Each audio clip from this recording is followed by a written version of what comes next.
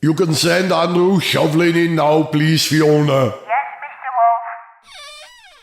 Wolf. Andrew, congratulations. You did a great job running the team this weekend. Thank you, Toto. A Mercedes won too, just like the old days.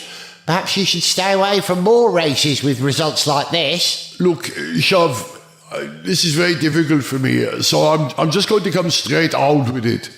We've had a complaint. From who? From Sky. Something you said on air in a post-race coverage show. What did I say that upset them?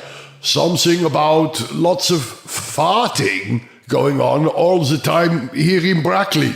What? No, I was talking about how hard we were working on aerodynamics. Then what did you say? I said we've been busting a gut in the wind tunnel. Easy mistake.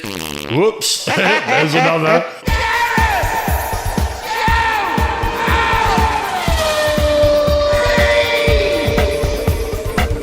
Hello, welcome to Gareth Jones on Speed. I'm called Gareth, she's called Sarah.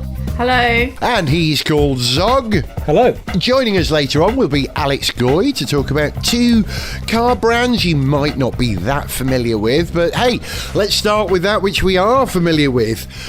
What a weekend we had in Brazil. Well, without actually being there. I mean, it was a motor racing weekend with not one but two fabulous races, if you count the sprint. Do you take the sprint seriously, Zog? Yeah, I do. We had some good entertaining sprint races. It's another bit of proper competitive racing action in the weekend.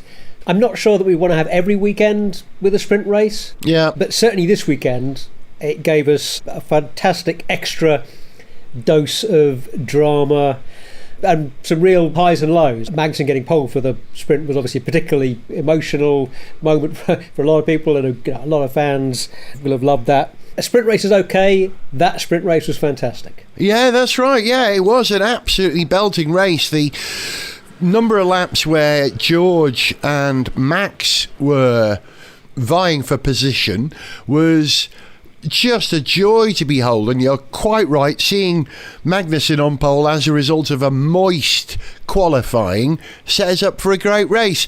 And here we go. Sorry about this, Sarah. Sorry about this, Zog, but I'm going to blow my own trumpet. Like a contortionist who plays in a brass band, I can blow my own trumpet.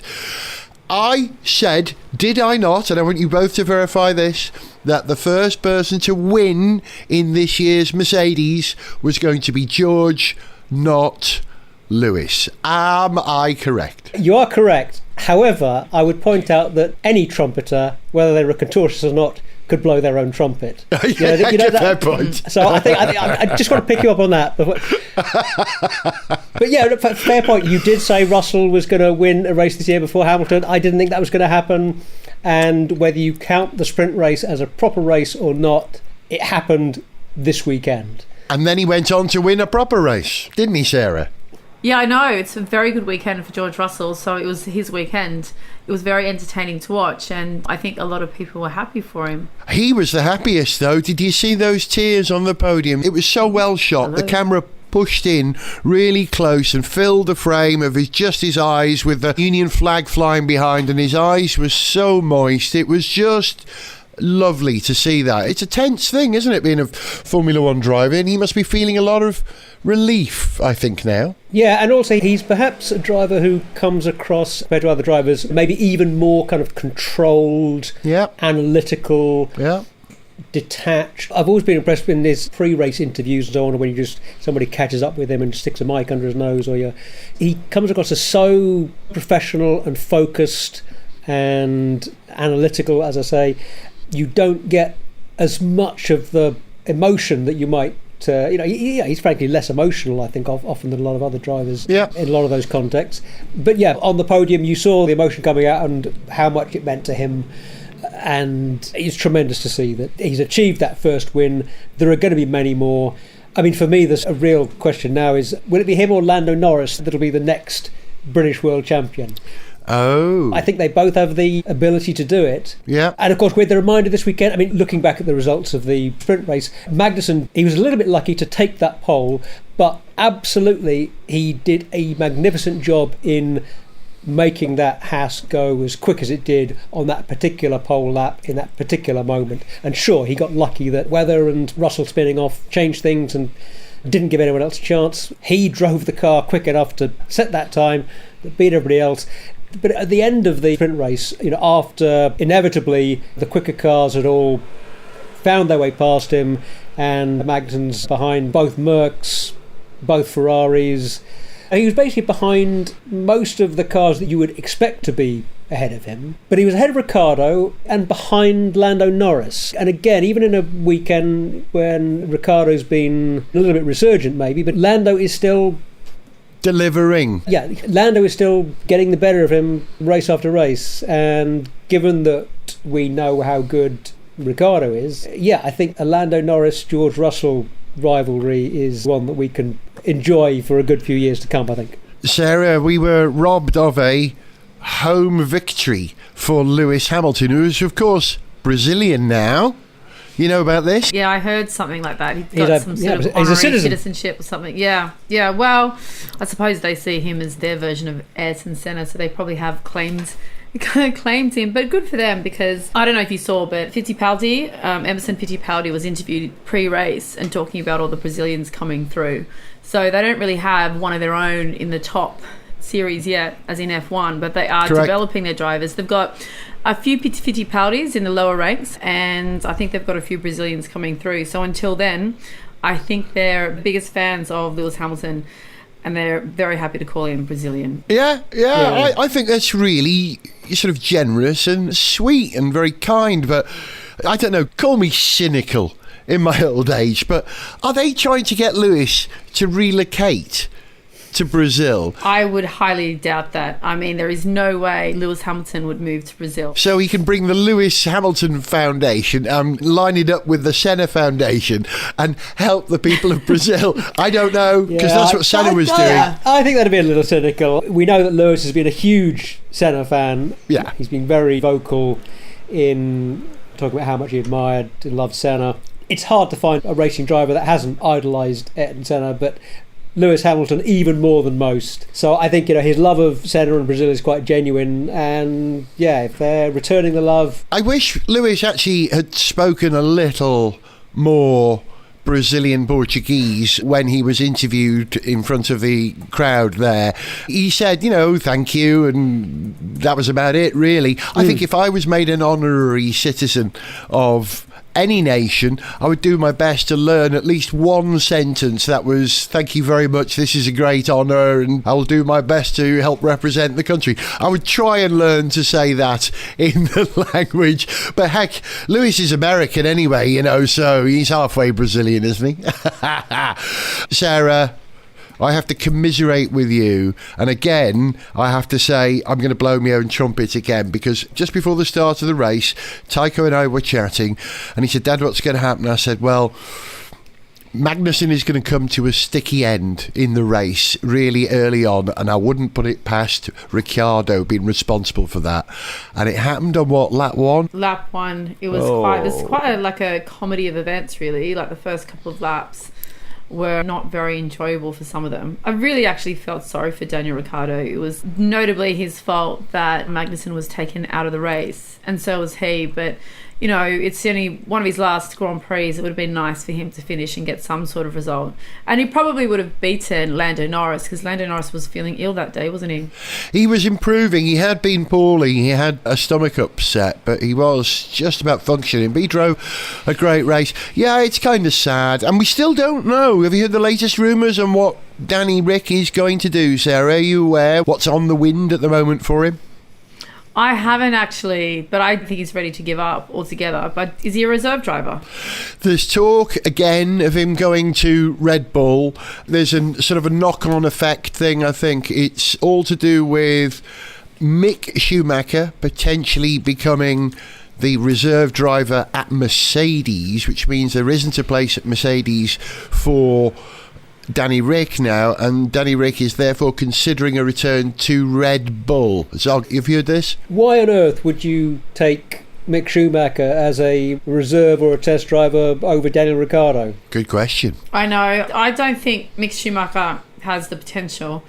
I think Daniel Ricciardo has the potential only because he's still reasonably young, and I think Daniel Ricciardo also has the experience. I just think he was potentially in the wrong car at McLaren, and with the right opportunity in the right car, Mercedes is probably a good place for him. But yeah, I think it's bizarre because Mick Schumacher, he doesn't seem to have the natural talent, I suppose. But then, God, I mean, what am I to say? I'm no expert. Whatever reasons Mercedes have for looking at Mick Schumacher, I would think it has more to do with commercial aspects of the team than with the sporting aspects of the team. In other words, it gives them the German driver with the biggest German name in driving history. In driving history, precisely. Yeah, correct. To associate with Mercedes, the biggest motoring brand in German history. So it's a great bit of synergy for them, as long as they don't actually need him to get in the car and go very fast.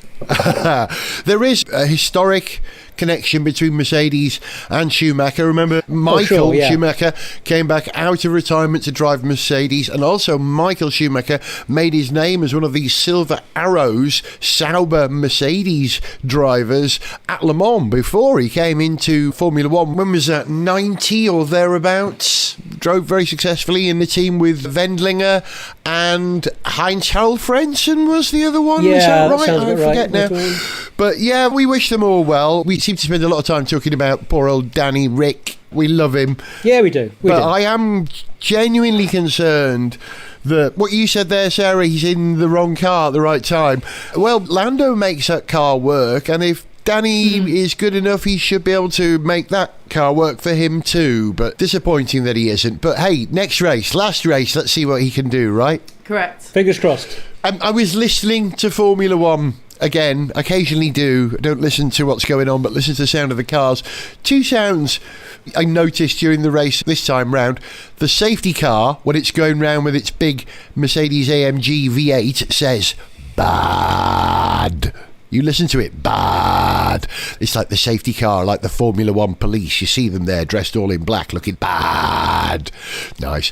And Formula One cars under yellow flag, when they've got throttle limiters on, they say burn. They're just burning fuel. There you go. Yes. My two nonsense observations. What got your attention over the race, Sarah? Well, it wasn't the sounds of the engines making words. That's only in my head. I know, I was very creative of you, Gareth. I'm very impressed. I think with me, in my observation, it was a bit dumbfounded about Max Verstappen's behaviour. I kind of tend to agree with the general public that he really should have been at least some sort of soulful person and actually helped out his teammate. It was just really disappointing. Even I think he probably would have I'd say he would have lost a few fans. I don't know, I've never really taken to Max Verstappen because of that part of his personality, but that's also another reason why he is definitely, a solid, strong, arrogant world champion. Yeah, he's a killer. He's got a killer instinct. I was very disappointed to hear that he wouldn't allow Perez past, and I want to know what it's all about. Is there some event? Do you know, Zog? Is there some event in the past that we're unaware of that's caused this? Okay, well, there's a suggestion which sounds pretty plausible to me, that if there's a single reason that he didn't do it, it's to do with Monaco this year, when in qualifying Perez had set the fastest time and then crashed, which prevented Verstappen setting a faster time and therefore nicking pole. And Verstappen is unhappy that Perez crashed and denied him pole. Right. And Perez may have admitted that he crashed deliberately in order to stop Verstappen getting pole. No, really? Which would certainly give Verstappen more grounds for being unhappy about it. Because there was that bit of the radio message when he said to the team, he said something like, I've already given my reasons. There'd obviously been prior discussions. Yeah. Whether about that's very specific circumstance. But there's certainly been discussions in which he'd obviously said something along the lines of, well, I'm not going to help him out more than absolutely necessary because of this, For me, I think Verstappen was being a bit of a git, Yeah. I don't like that side of his personality. And on this thing of being a very ruthless driver and, being completely uncompromising and fighting for everything, or nice guys don't win kind of approach.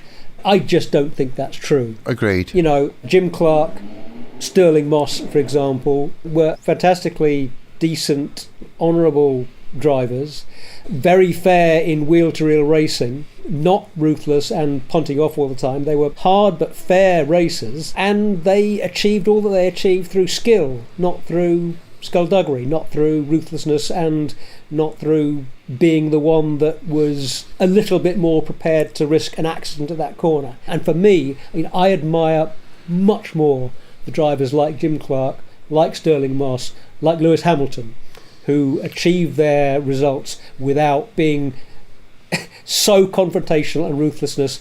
It's just a sport. Have some respect for the other drivers. Show us your skill, not your elbows. So I couldn't have put it better myself. It's curious, I think, because I think sportsmanship in motorsport was much more evident until Senna turned up, and it was Senna who was one of the first ruthless drivers prepared to do anything to punt his teammate off to guarantee the championship. Yeah.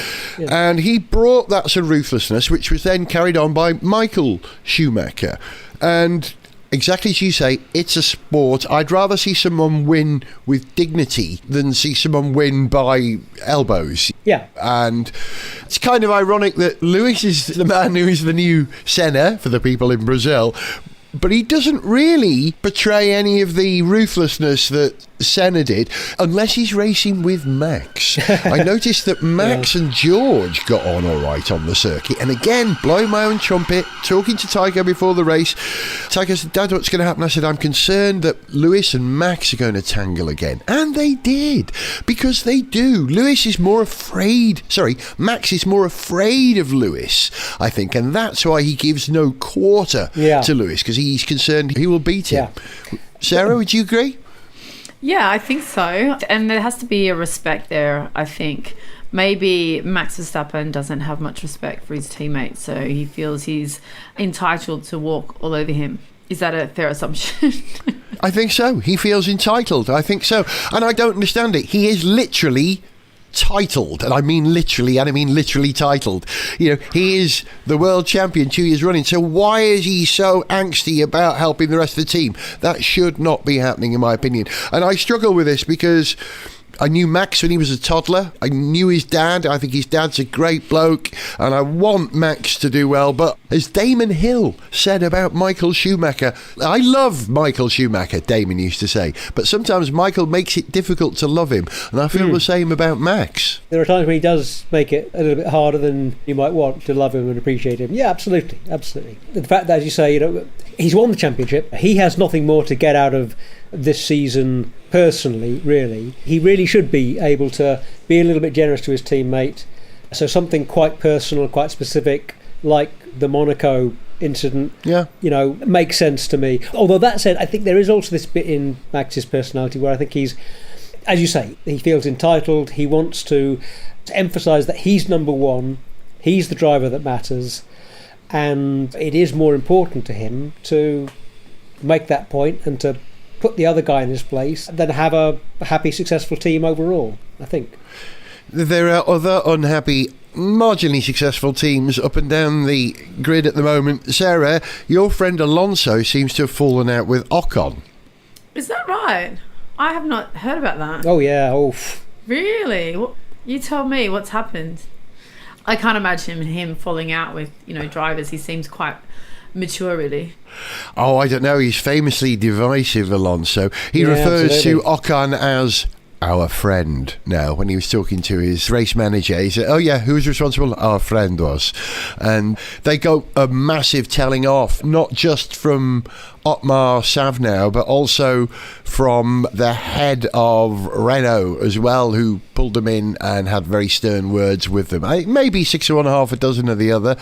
And I think Alonso is kind of over Alpine now. He keeps saying, "I just want to drive the green car." He said that. Wow. You can't say that when you're under contract to someone else. I just want to drive the green car. Yeah, but if you're Fernando Alonso, you've won all those world championships, you've gone from team to team, you've retired, you've come back, you've won Le Mans, everybody loves you. Alonso could say that. Of course he can. He is a little bit more leeway, a little bit more freedom than a lot of the other drivers. Plus, what are you going to do? He's already signed his next contract. He's already signed on the dotted line, so he's sort of sorted. Anything he says outlandish can't really change. Can't change that. Yeah, he can say what he likes. He's also going to drive at the tyre test at Abu Dhabi the Monday after the race. So he will, on Sunday, be driving the Alpine, and then on the Monday he'll jump directly into the Aston Martin and test for them at Abu Dhabi. That doesn't happen very often, that sort of thing. But hey, well, let's see. We wish Aston Martin well. There was angst at Aston Martin as well. Stroll was horrible to Vettel. Yeah, he was. Yeah, that was pretty bad. Just to get back to the Alonso Ocon thing, I mean, that was very much both of them being a little bit silly, and they should both know better. But Ocon turns into a Tasmanian devil when he gets onto the track, and Alonso, for all his latter years' mellowness, is still a beast. But yeah, they really should be able to get along better than that. Sarah, we are days away from the last race of the season. What are your hopes? I bet I can predict. Well, let's just hope Daniel Ricciardo actually finishes. It would be nice to do that. That's probably what I'd like to hope. I really like Charles Leclerc, and I also like Perez. So it might be nice if they get a draw. I don't know whether they do draws, equal seconds, after Max Verstappen. I'd like to see that. And I wouldn't mind seeing Lewis Hamilton win a race. He's been quite gracious this year. It's about time Lewis won. I think if Lewis doesn't win next weekend, it will be a chink in his armour for next year. The fact that George got a win and a half, if you count the sprint as a half, and Lewis still hadn't managed to win. So yeah, I'm hoping for a Lewis win. I think that's right. I think it'd be nice if Danny Rick is running at the end. It'd be great if he's scoring points. So often drivers at their last race, I'm thinking of drivers I love like Damon Hill and Johnny Herbert, have had miserable last races, and I hope this isn't Danny's last race in Formula One, and I hope this last race in his current tenure in Formula One ends as a happy one. That would be good. So our perfect podium for next week would be Lewis wins, Ricciardo second, and Leclerc third, or do we want to swap Leclerc and Ricciardo there? I think Sarah would like to see a draw. We'd like to have them both cross the line in second at the same time and both share that second place on the podium. Well, let's see. Yeah, a draw, or maybe if I had to choose, I'd probably say Leclerc, just to give Ferrari a little bit of love. Yeah. Okay. Well, hey, my predictions were good this week. I doubt they'll be as good for next week, but we live in hope. Sarah, thank you for joining us. Say bye. Thank you. Bye-bye. Thank you. Gareth Jones on Speed News Blast. The US Space Agency, NASA, successfully launched the Orion capsule to the moon on top of the huge SLS launch vehicle. The giant rocket is the most powerful on the planet at the moment, and finally launched after years and years of delays, and the whole Artemis project being billions of dollars over budget. In car terms, Artemis is the space equivalent of the Aston Martin Valkyrie, but still slightly more cost-effective. Gareth Jones on Speed! Joining us to talk about two car brands most of us won't have heard of, but we'll probably hear, well, certainly about one of them in the coming future, is Alex Goy. Hi, Alex. Hi. How are we doing, friends? We all right? Yeah, I'm all right. You all right, lads? Yeah, not bad. So far, not dead. Good. That's good enough for me. You've been exploring a great wall brand that's coming to Britain, haven't you? What's it called? ORA? I have. I've been driving the ORA Funky Cat. ORA, actually, ORA is an acronym for something, which I didn't have prepared, I only just remembered. It's something like, hang on, I've got the press kit next to me. It's awful and doesn't have any meaningful information in it, which is not helpful. My first thought on hearing we were going to be talking about the ORA Funky Cat, which I believe you've been introduced to, Alex. It is indeed the ORA Funky Cat. My first thing was, how does the ORA Funky Cat relate to the ORA Cool Cat, Oh, God. which is another Aura vehicle. I quite like these names. They're a bit nursery school, weird, entirely unrelated to how most people name cars. I quite like this kind of cute, familiar approach. It's very Dr. Seuss, isn't it? Calling a car a funky cat. It's a bit weird. Looking at the Wikipedia thing, there's the Aura IQ, the Aura Black Cat, White Cat, Good Cat, Punk Cat / Ballet Cat, Lightning Cat and Big Cat. There's a punk cat. I love it. Aura stands for Open, Reliable and Alternative. There you are.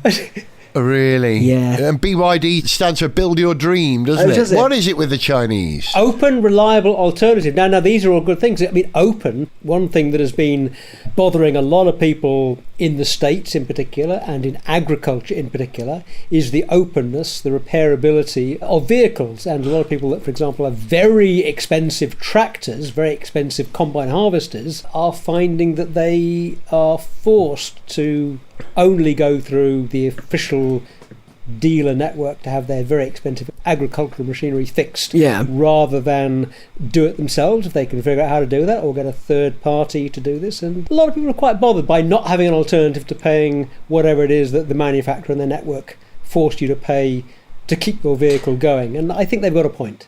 So open is good. So how are Aura open, Alex? Any idea? I have no idea. The one I was in didn't even have a sunshine roof.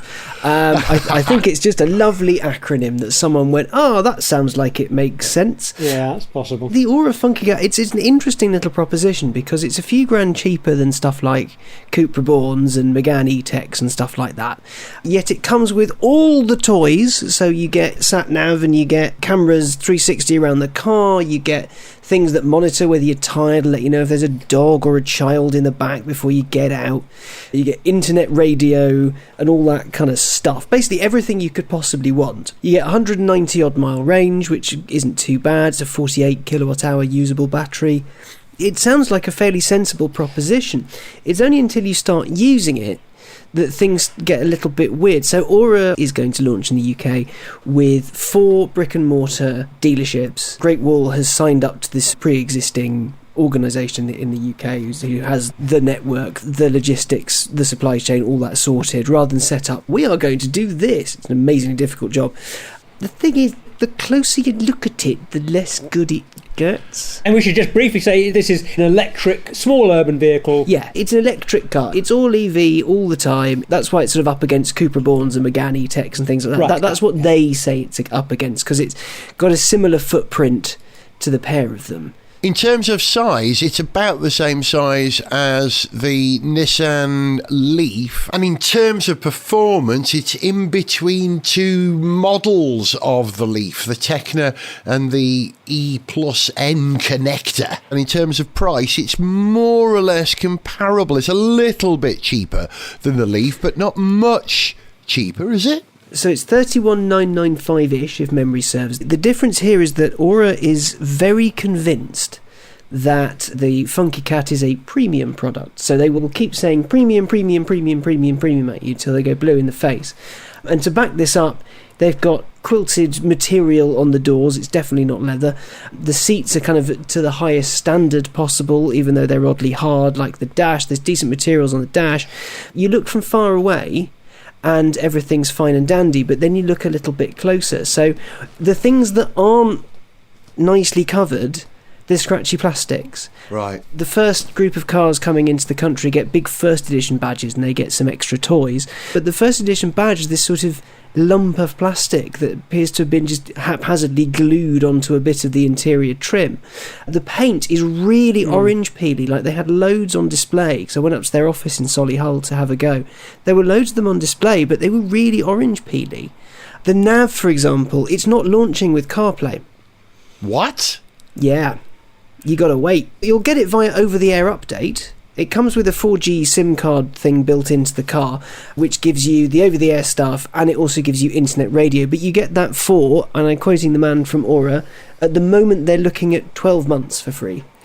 Wow. And then you have to pay for it on a subscription. Now, to put that into perspective, Lexus, a premium brand, gives you, I think, 3 years of connected services when you buy a new car. Hey, while we're on the subject of Lexus and connectivity, I read a thing, we were just discussing this on WhatsApp us 3 earlier this week, how a lot of Lexus drivers have been locked out of a lot of the services, their online services in their car, because it relied on 3G networks, which no longer exist. Yeah, there's definitely been a turning off of support for Lexus owners. It's a reminder of the difficulty of connected services, of not making things that are independent, autonomous, and can carry on doing their a supporting thing that you are not in control of. The thing with connected services in general is that you are very much at the whim of the service existing.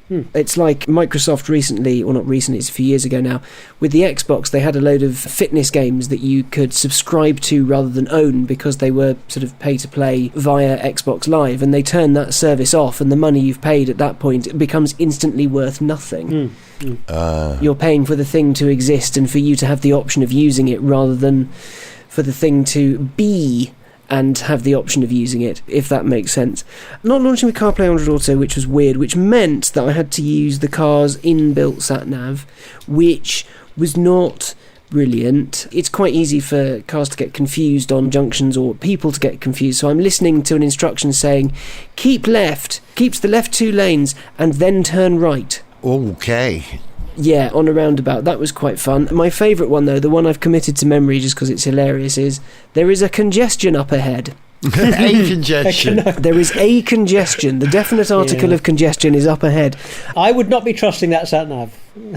No, me either. How does it look in the flesh? Because looking at the pictures, there are some angles where it looks really sweet. It looks like a cross between a Mini and a Porsche Macan, and a Nissan Leaf. And a Beetle. It's got elements of all those. And there are occasions where you look at it and think, oh, that's quite a cute little thing. Then you look at it again and go, what the heck is this? How does it look in the flesh? I thought some of the rear are its strongest angles to me. Yeah. And the way that they've integrated the lights with the hatch there, and it's nice. Oh, yeah. When they handed over the car, they said, oh, you've got to watch this. And when you unlock it, it does a Knight Rider thing at the back. Oh. Cool. Surprise and delight. Is it any good, Alex? It's bang average. Okay. It is a car. And it does the car thing very well. In town, it's quiet, it's quick. 0 to 62 is 8.3, so 0 to 30 would be what? Less than 4 seconds-ish. Yeah. It'll blast a lot of stuff off the line. Steering exists on it. You can change the steering weight, though it makes no difference at all. It does have adjustable drive mode. Sport does perk things up a little bit, but if you're buying an ORA Funky Cat, you're probably not going to stick it in sport mode all the time. It seems to be there just for the sake of it. Yeah, you don't care. For the sake of it being there. Yeah. On twisty roads, it is not quite fun, but it's occasionally fun to give it a bootful and off you go. But, again, it's not a car designed to be a hot hatch. There is a GT version, which has big fake splitters on it and silly wheels and a big spoiler and things like that. Whether or not we're going to get that, I don't know. On the motorway, I have 2 distinct memories of that car on the motorway. Number 1, it is bloody noisy. Really? Oh. It's got massive wheels, I think 17, 18-inch wheels, and you just get tyre roar. Which is really weird, because the rest of the car, really well bolted together. When you're driving around town, you don't hear any creaks or rattles or anything like that. This is the one huge advantage of EVs, is that it's actually made car manufacturers glue things together properly. But yeah, plenty quiet. The moment you get on the motorway, it is just noise, and it's not good noise. Also, that internet radio thing I was telling you about, you get with your 4G connection, it takes ages to get going, which is a pain in the bum. Obviously, the moment you lose phone signal, you lose the radio. But also, I was listening to Absolute Radio as I was driving up and down, I think the M something, whatever's near Solihull, between Solihull and Warwick. M42. The M42, there we are. And I was listening to Absolute Radio, and I was just like, it's got a 10.25-inch infotainment display, and it's sort of mirrored in the instrument display. But with the internet radio, it displays what you're listening to in a little disc in the corner, and it gently spins, like a record player would. Except I didn't notice this until I saw Absolute Radio's Leona Graham slowly rotating threateningly in front of me. It was really off-putting. The whole image, head and shoulders rotating. A headshot of Leona Graham with her hands on her hips looking like a DJ. Bonkers. Just slowly rotating. Nice. Okay, this is one of the Chinese brands making inroads into, well, greater Chinese companies that are making inroads into Europe with one of their brands. This is Great Wall. Now, Great Wall have got a good reputation amongst builders in this country. Oh, have they? Great Wall have been selling pickups in this country for probably 5 years now. They're bargain basement. They're as robust as a pickup needs to be, and they're quite passable. But this is quite a leap that one of their other brands, ORA, I wouldn't have described this as a premium car, would you? No, it's someone saying this feels really premium for the sake of them saying this feels really premium. Oh dear. I'm loath to say it, but it feels like the UK guys are saying this is a premium product because the order has come in from China to say tell them it is premium. It isn't. Yeah. If you get out of this and into a Coupe Reborn, the differences are palpable. The materials in the Born are better. The drive is better. Yeah. The powertrain is a little sprightlier. There is a price difference. They'd be better advised to push the car as a sensible, low-end, basic electric vehicle, you know. Yeah. Yeah, that would be the thing that makes sense. You want a no-nonsense electric vehicle? Get this. It will work. Yeah. It won't cost you too much money. It's no nonsense. It charges quickly enough. I mean, you can get the full charge in not long at all if you have the right charger.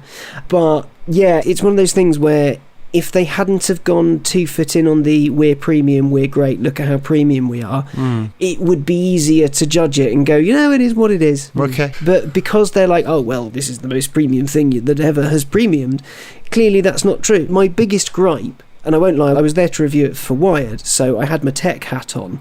My biggest gripe is you cannot launch a car in 2022 and not have CarPlay. Yeah. That is insane. Yeah. Also, what does this brand mean? I mean, there are lots of newish brands around at the moment, and they all come with an air of technical excellence, but the fact that they call it the ORA Funky Cat doesn't make it sound like a serious bit of technology, if I'm honest. Aura's whole jam is EVs. So it's not a hatchback platform that's had batteries shoehorned into the wrong bits just for the sake of it. It's a custom-built EV platform. Aura's cars are always going to be EVs, and the next one is coming soon. It's called the, wait for it, the Next Cat. The Next Cat, that's right. It's a saloon, isn't it? Yeah. It's a name work in progress, so they are going to expand it, and I think it's got promise. It's a crushingly average way to get around. Okay. Let's talk about something else I know you've been exploring this week, which is anything but average, and a brand that most of us won't be familiar with, even to the extent of how to correctly pronounce it. Now, is it Wiesmann?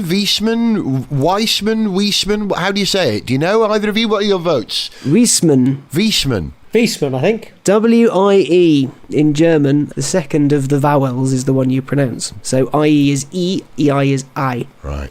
And who the heck are Wiesmann? Give us a recap. German sports car manufacturer, founded in the 80s, if memory serves. 88, yeah. By a man called Wiesmann.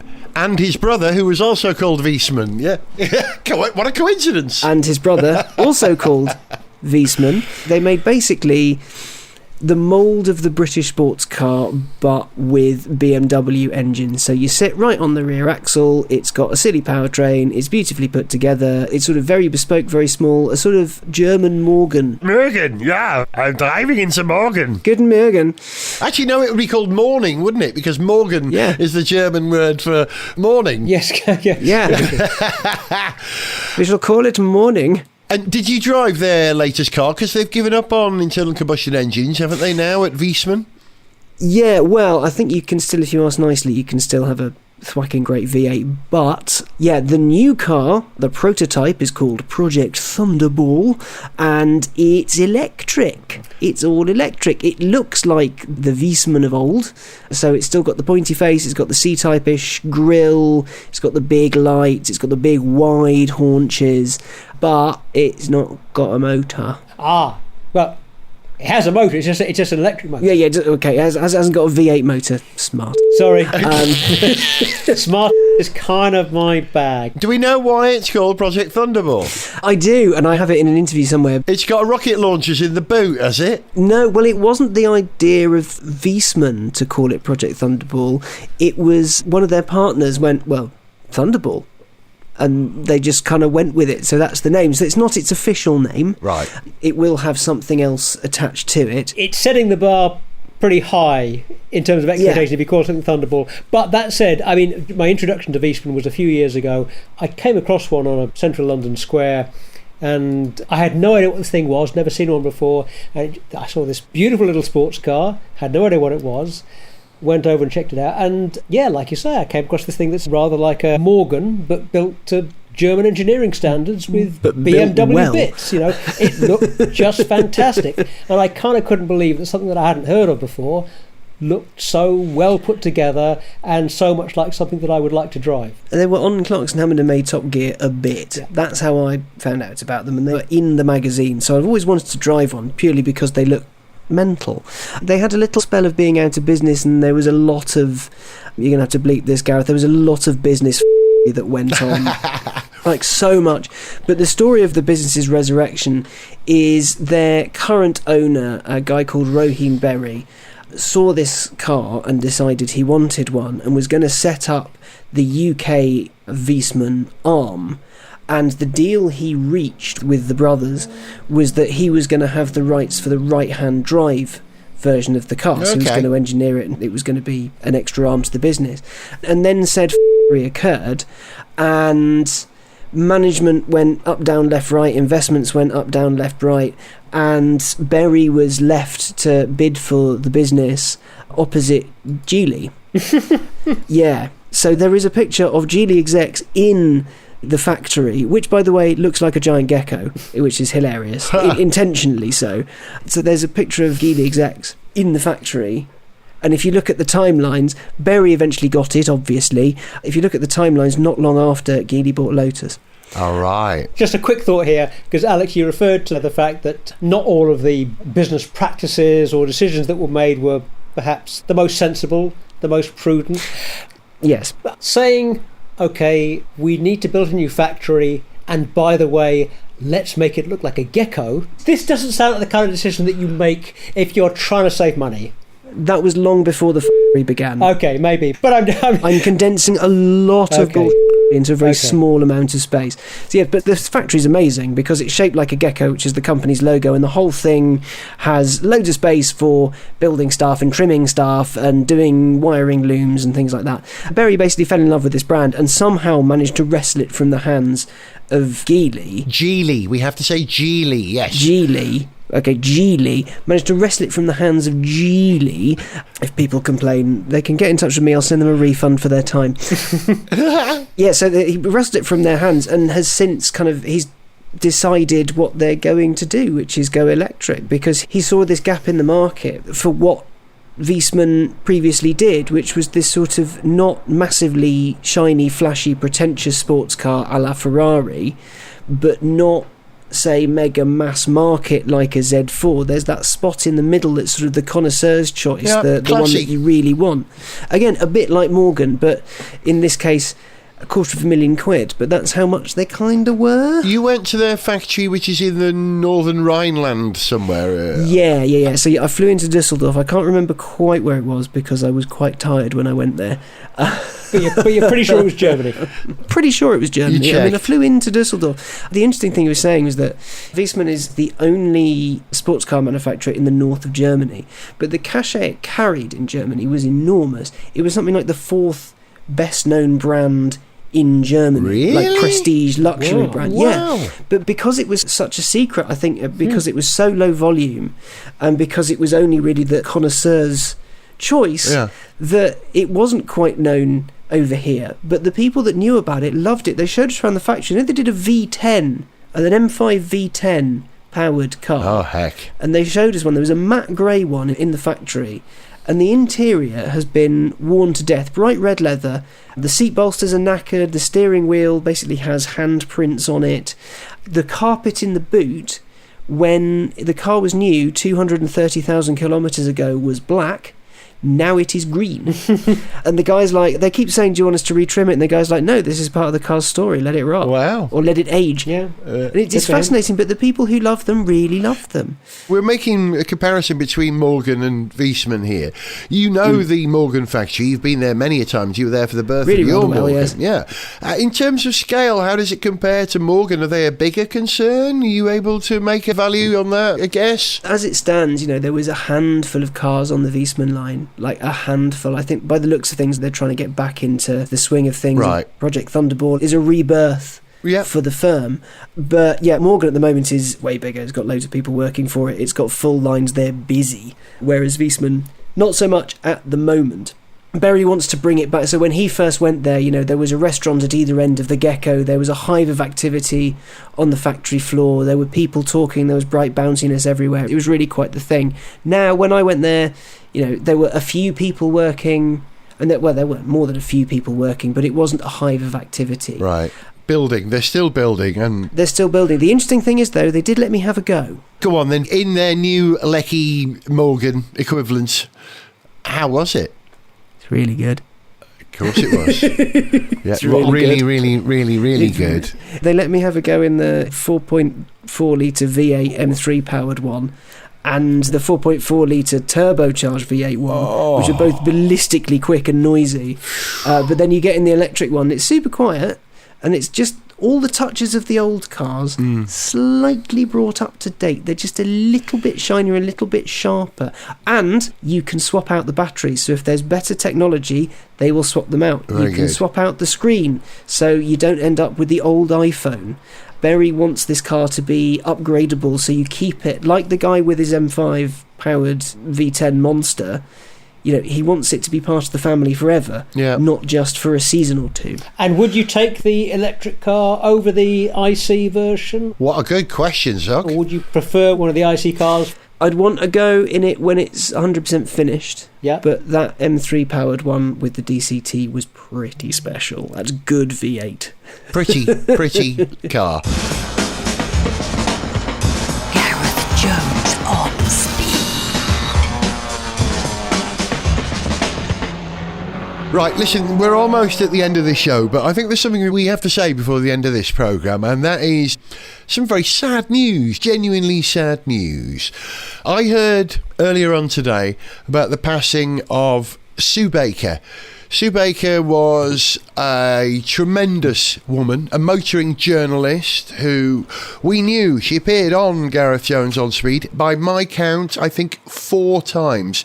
Twice when we went on car reviews together around North Wales, and then twice at Le Mans. I remember being quite drunk with her at Le Mans. You knew Sue Baker, didn't you, Alex? She was lovely. I knew Sue. I was very lucky to have known Sue. There's various tweets that went out today. The Guild of Motoring Writers put one out. Her family put one out on her Twitter feed.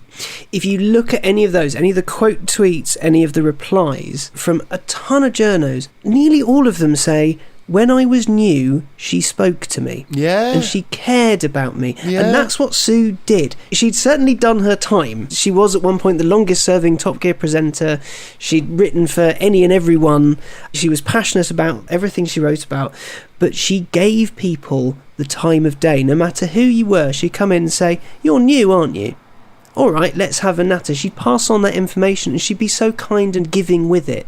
Yeah. That's the thing that kind of sums her up. If you ever needed a word, you could drop her a note on social media or social network of your choice, and she would appear and say, of course I'll help you. And I can absolutely testify for that, because when Sarah started doing work for Gareth Jones on Speed and was looking to secure her position as a female motoring journalist in the sphere, I said, you need to talk to Sue Baker, and I put them in touch with each other. I know that Sue gave tremendous advice and encouragement to our very own Sarah as well. Yeah. Sue, you're right, she was a Top Gear presenter, 107 episodes, I believe.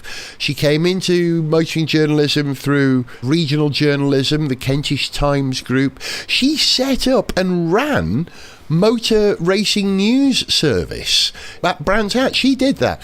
She went to Fleet Street, she became a reporter for the London Evening News, then their motoring correspondent. She was motoring editor at The Observer for 13 years. That is a prestige gig, respect, Sue. And of course, Top Gear for 13 years. We had her on the programme. We wish we could still have her on the programme. We're going to miss her. Sue Baker, thank you for everything. That's it from Zog. Goodbye. That's it from Alex. Bye. And that's it from me. We'll see you for the next show. Thinking of you, Sue, and your family. For information on how to contact the show, see pictures, get song lyrics, follow us on Twitter, find our Facebook fan page, or to sponsor the show, go to garethjones.tv. Gareth Jones on Speed is made in London by Whizbang. Gareth Jones on Speed!